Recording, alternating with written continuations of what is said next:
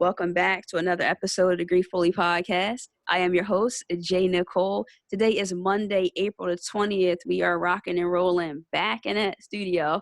We are episode 36, and I think that today is going to be another great episode. We are continuing to grow here in this grief space. If you have not already had the chance, please check out last week's episode. It was a fire episode. We had my grief therapist on there. She was dropping gems left and right. I was really excited to have her on. It's been a long time coming.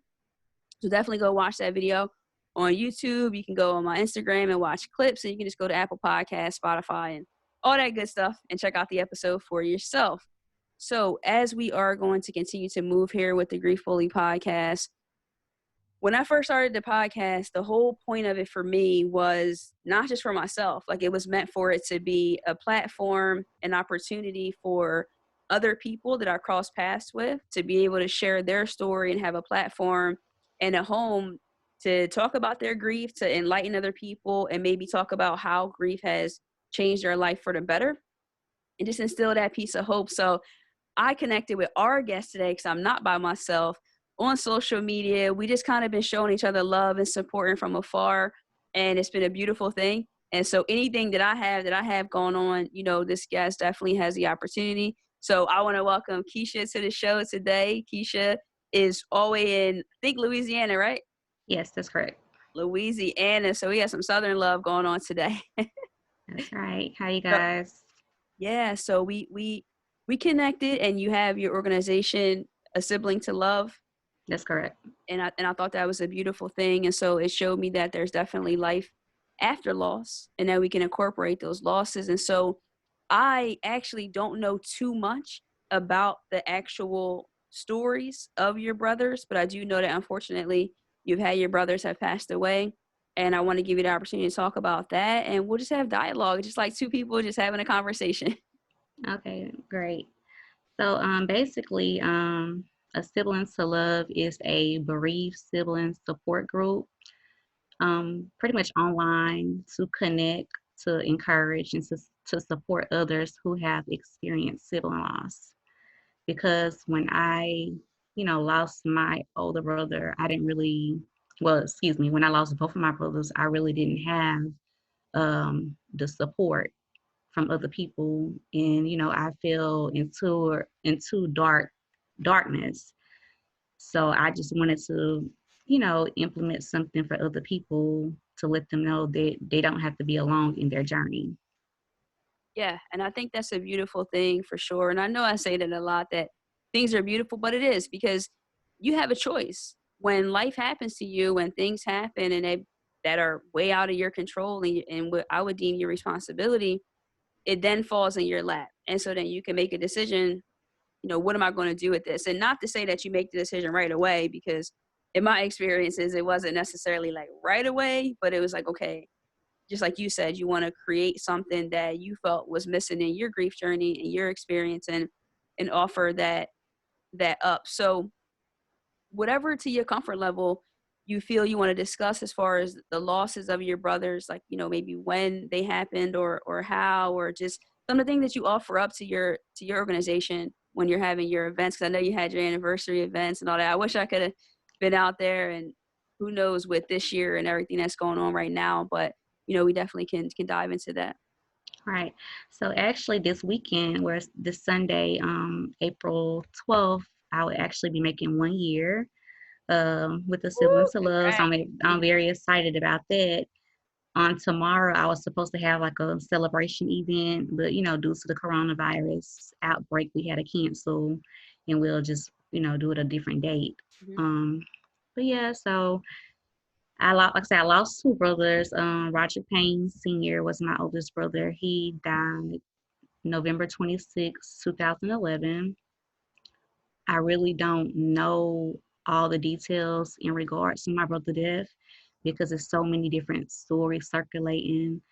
The initial story I heard, he was shot, and then, I heard he committed suicide. So 8 years later, I still don't know what happened to my brother, because we was never notified by the New Orleans Police Department.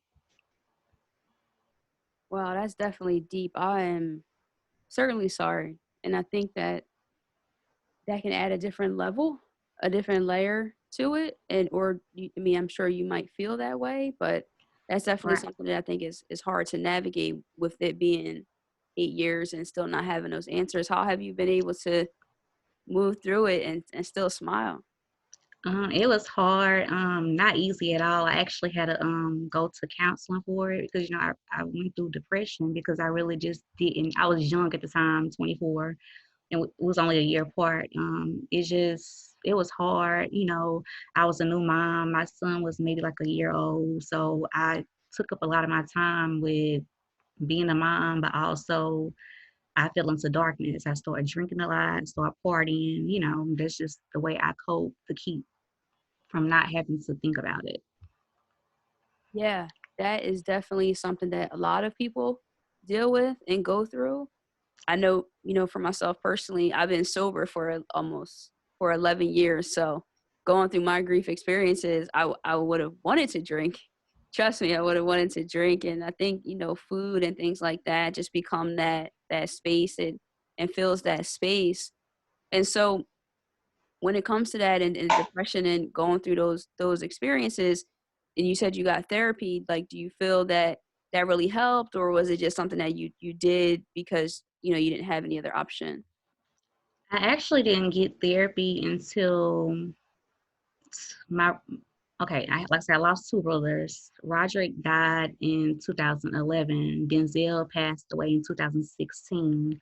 So I want to say I started getting counseling in 2016 because it was just like the death, just me grieving, being a single mom, just like a whole lot of stuff that triggered me to depression, and I started having suicide thoughts. So it just, like I said, I had a son. Well, I have a son, so I have to get strong for him. There is no way I could continue to just go through life in a dark place. Yeah, thank you for your bravery, right, and sharing that, because that's a very personal experience, a personal part of your journey. And so for you sharing that, I know there's someone out there that has dealt with loss and felt suicidal and felt depressed and felt the anxiety, and those things are real. And I think that's a part of complicated grief, and just not having answers and then having it back to back, because my heart certainly goes out to you, because I really couldn't imagine. I'm also in the middle. You never said that you were in the middle of them, but I'm in the middle. I have an older brother and a younger brother, and also I have a cousin who has experienced a similar situation as well, where both of her brothers are gone. And so it was just like a lot of the same patterns that she experienced. What do you think might have been one of the most difficult moments of the journey? I mean, that you went through as far as those losses? Um, well, now I am the only child that's living, so I go through a lot of loneliness. You know, um,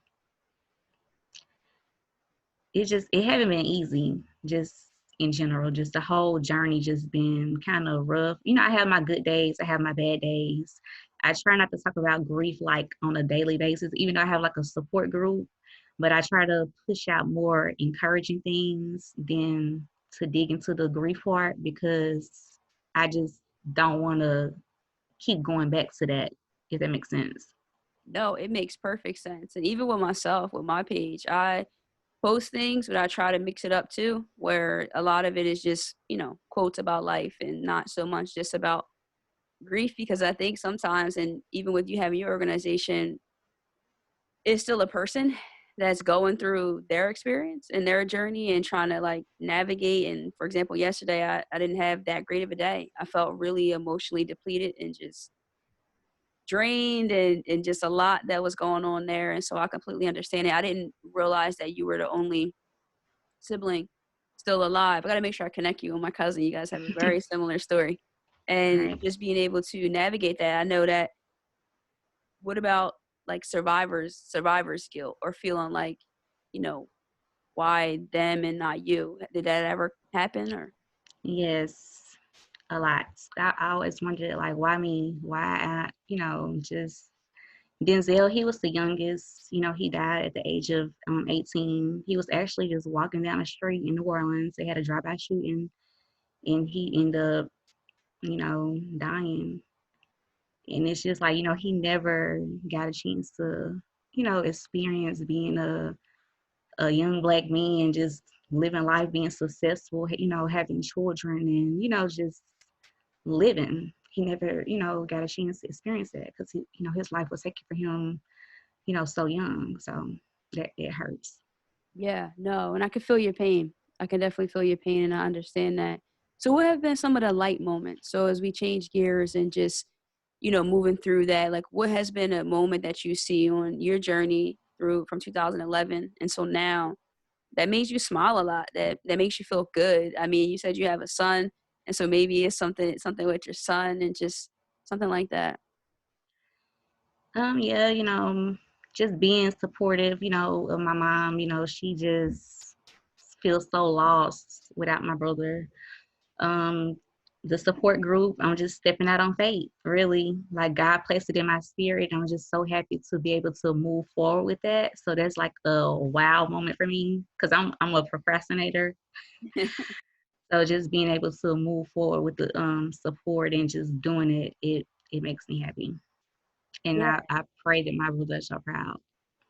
Yeah, I'm listen, I'm sure they are, and I just think that it's a beautiful the name, just a sibling to love, and just how, and then with the puzzle pieces, guys, if you don't know, you'll check it out when you follow her. So I'll make sure that you can follow her on social media from our interview. But like the puzzle pieces and everything together, I think it's a beautiful thing for sure. When it comes to that moment of that pivotal moment, what would you offer someone if you were basically talking to someone who are in a similar position as you or in the same shoes, which probably are a lot of people who are in your support group in your organization? What do you say to that person as just now, maybe getting that phone call and finding out about this, just to offer them like, hey, I know you're going to go through this, but The one thing I can recommend is them finding a strong support system. I mean, if you don't have anyone just really there to just be there for you, to comfort you, you really gonna, hit rock bottom. Especially if you was like really close with the person. Like me and Roderick, we was 20, I was 24, he was 25, was just, a year apart. Denzel, we had an age gap, but it's still the loss is the same. But I do recommend whoever, if you lose someone, just having someone in your corner that's gonna support you, just gonna just be a listening ear. Even if you don't even have the words to say, just being there means a lot. yeah, Because it's like when someone passed away, they come, they come in packs, you know, at the house, they sitting around. Some there just to be nosy. They're right. not just really there, genuinely supporting you. It's just like Roger's birthday's coming up April 20th. Well, today, April 20th. And it's like, I'm going to need my friends to just be there for me because, you feel sad, Yeah, so definitely. Definitely, and happy birthday to your brother for sure. And I know that yeah. that could be a difficult time. Those calendar moments are tough, like holidays, birthdays, things that just make it more like on Like stake. November for me is so hard. My brother passed away 2 days after Thanksgiving, so it's like Thanksgiving for me just like it's hard. I Yeah, don't enjoy it at all. I try to have a son. I try to push through it, but the pain is like unbearable. yeah. And even now, right? It's been a lot of years. Even now, Still, yeah. you know what? And I talked to, you can maybe talk to this too, where someone asked me before, like, are you finished grieving? Is what they asked me. And I was like, to be honest with you, my personal opinion, I don't think I will ever be finished grieving. I mean, I think the crisis part of it, where I feel completely out of control every day and like that definitely has subsided. I definitely have moments, but to say that I'll ever be finished grieving, I mean, I just can't imagine because we've lost people who we've only done life with them here. And then Right. for them to not be here, it's like, okay, like, how do I do this? Right. I don't think I'm finished grieving. Like I say, how can you just let go someone who you've been with your whole entire life? It's hard to turn a page knowing that person's not going to be there. The trauma is still there. Like, I still think about the moments like where Roderick, not knowing what exactly happened. I mean, I know it's been 8 years, but I still have the what ifs. Like, I had just spoke to him maybe 2 hours prior to his death. So it's kind of like I still have that what if in my mind, or like, what exactly happened. I mean, whatever happened has happened. I mean, I can't change, the past, but of course I'm his sister. I still think about it. And for us, Denzel, I'm still going through the journey with him because we haven't went to trial yet. They have the person who murdered him, but we haven't went to trial yet. Yeah, that's going to be just a whole nother All right. experience in that. And I don't know, I'm just sorry, right? Like, I'm not, it's not about a pity thing, right? Because I've been following you, and I know that you are a strong person, and I always address you as queen, and I believe that you will continue to persevere. But when it's such trauma involved with the loss, I feel like that just adds even more to it. And then also the unresolved parts of it too is just something that I'm going to continue to keep in prayer. And I know that God definitely has you and is going to keep carrying yourself and your family. I know that your brothers have to be proud of you, because if they might know, like, what, she's on there talking, and sharing these things, but you're doing that, and I know that you're making them proud and creating a legacy for yourself. How has it been for you, just with everything going on in the world, on top of just dealing with your losses that you already had prior to this pandemic happening? I think a lot of people are struggling right now. Um, I'm just, every day it's a new day, and I just try to get through it, really.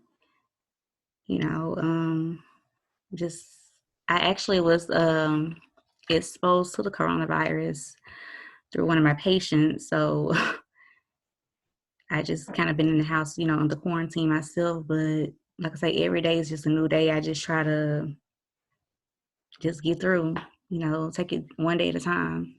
Yeah, man, that's tough. I was gonna say that I knew that you were in healthcare, so we want to shout you out and thank you for being on the front line and being out there Almost doing those definitely. things.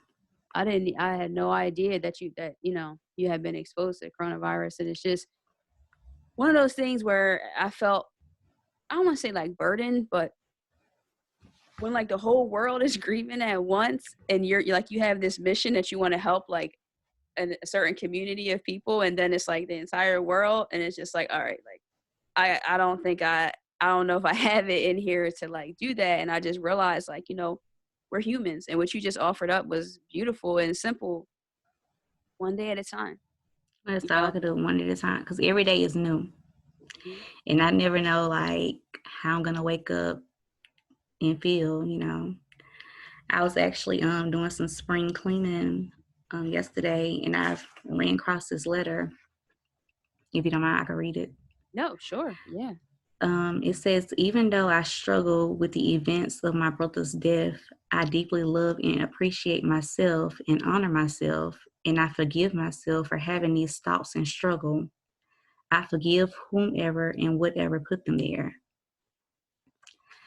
This letter was written maybe like 4 years ago, and I just ran across it yesterday during cleaning, and I was like, well, who wrote this? Mhm. Because it's not my handwriting. But I was, skimming through. It was some Q&A that me and my counselor was doing.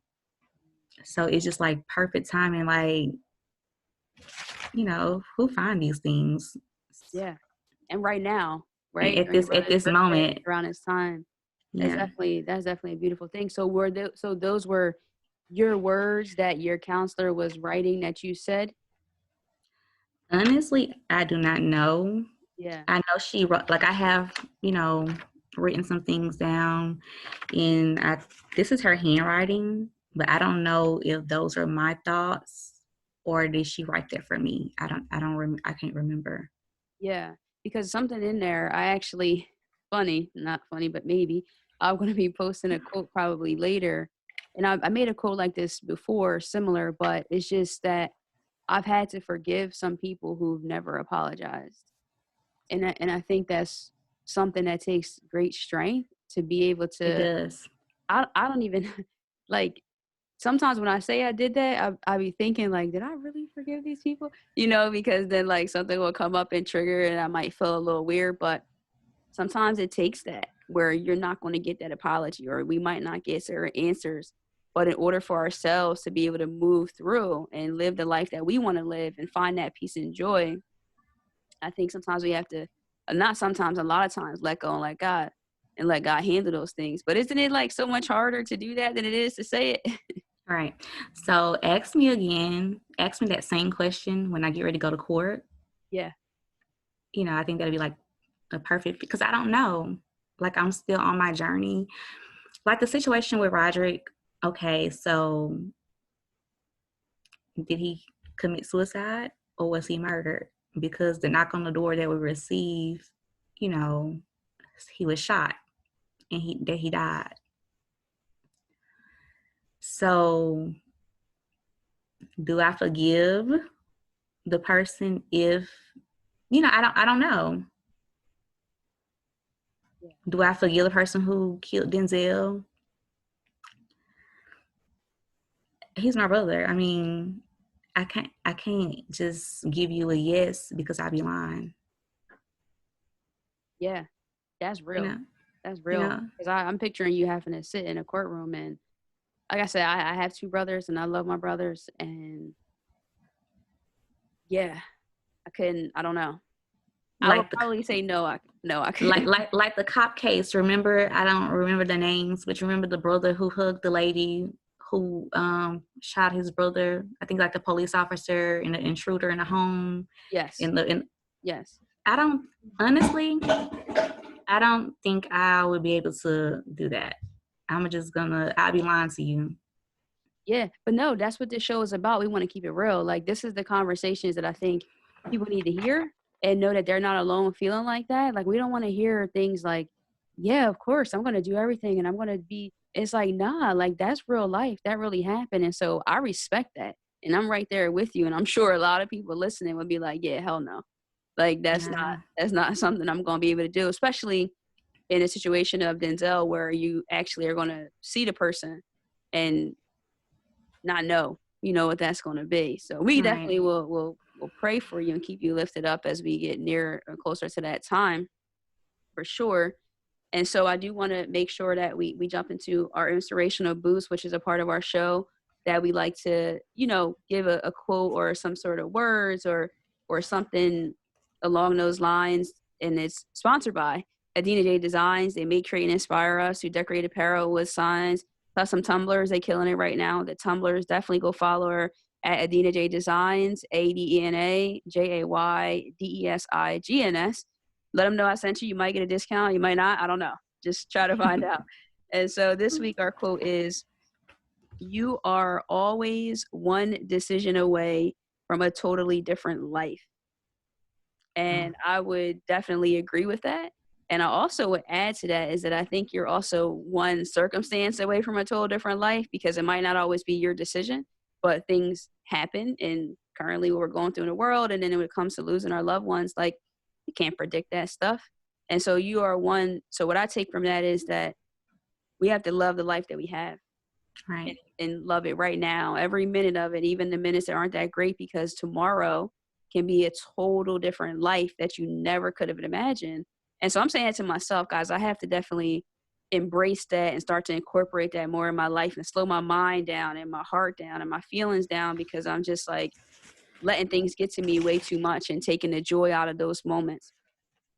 I want to go into our In Love and Memory segment. It's a part of our show where it's very important for us to humanize and to share love and extend our love and condolences out to our loved ones, our angels, people who have lived a life and lived it well. It's very, very important to make sure that we humanize them. And so this week, we want to send our In Love and Memory to Roderick and Denzel. And so if you want to say anything, I know it's your brother's birthday today. You definitely have the opportunity to do that. All right, I want to wish my brother Roderick Payne Sr. a happy heavenly birthday. I love and miss you so much. I think about you daily. Just continue to watch over me and shine light on me and the fam. I love you. Beautiful. Thank you. Thank you. And I'm serious. I definitely admire your courage and your strength. And your light is definitely going to keep shining with the world and everything that you're doing with your organization. As we start to wind down on this show before we get out of here, I ask all my guests this question. And if you've ever listened to the podcast, you might know. But this question is, if you had to give your grief a color, what would it be and why? And you can take your time. I have to use one color or multiple colors? Oh, you can use multiple. um, if you would have asked me 8 years ago or even 3 years ago, I would just say my grief is black. Because I was dark. I was in a dark place. That's the time I wanted to, just give up, throw the towel in, just the pain was too unbearable. But, just getting closer to God and also through counseling, I was able to, heal or go through a process of healing. So that's why my puzzle piece was so colorful, because something beautiful can come out of this. And red represents my love and strength. Pink represents joy, love, caring, and grace. My yellow represents hope, happiness, bonds, and friendship. Blue represents openness, releasing the stress, and peace. My white represents new beginnings. The lavender represents grace. Green represents my growth and healing. And my orange represents emotional strength in difficult times. Mic drop. No. No, that was beautiful. Thank you for sharing that. And I think a lot of people go through that transition and to find such beauty in it. And I believe that you are going to continue to strive on this journey and keep making great things happen for yourself. So before we get out of here, if there's anything you want to just leave with the audience, something encouraging that maybe you hang on, maybe that you say to yourself or anything like that to help on this grief journey, that'd be dope. I would like to leave with you all that if you're going through, tough times with grief, sibling loss, or just anything that's weighing you down, find a support system. If it's a friend, your spouse, your boo, a local church, an online support group, a Siblings to Love, bereaved sibling support group. Just find someone who can help you on your journey. As my quote, no one should have to be alone on their journey. Yeah. Because if you find the right support, you will be able to overcome the things that weigh you down. That's beautiful right there, because we can't carry it alone, and definitely not grief. That is something that is very, very heavy, very difficult. Guys, thank you so much, Keisha, for being on the show. It's been well overdue. I've been waiting for this moment, the opportunity to build with you and continue to grow our bond, our relationship. I'm going to be here to support you. I'm rooting you on all the way from New Jersey. And you definitely have anything that I can do to help you and your organization. I definitely will do that. We appreciate it. I will definitely drop in my show notes where people can connect with you, other people who have lost their siblings, and just continue to build on that organization. Guys, it has been another great episode of Grief Bully Podcast. We are wrapping up episode 36 today, April 20th. Happy birthday again to your brother. Listen, go check us out on YouTube. Type in J.Nicole the Grief Bully. You already know I love to hang out on Instagram. I'm posting like crazy over there. Follow me for sure at I_AM_J Nicole. Guys, till next time, you already know. Love and light. Peace. Peace.